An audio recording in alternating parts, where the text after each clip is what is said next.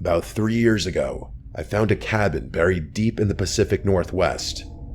I don't want to say exactly where it was for reasons you'll soon understand, but all I'll say is that it was somewhere in Oregon. It seemed perfect. Very few neighbors, no traffic, barely any cell service.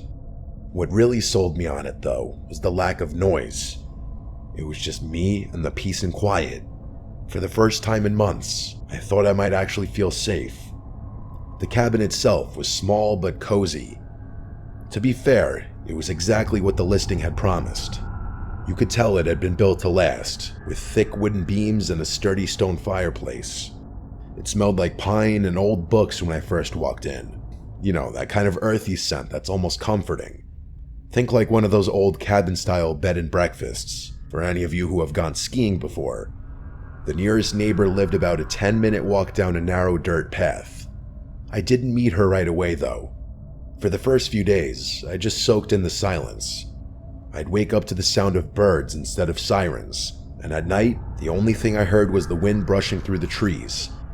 It was like the whole world had pressed pause, and I could finally breathe again. I did all my work from my laptop, so there really was no need for me to connect with the outside world beyond that. About a week after I moved in, there was a knock at the door.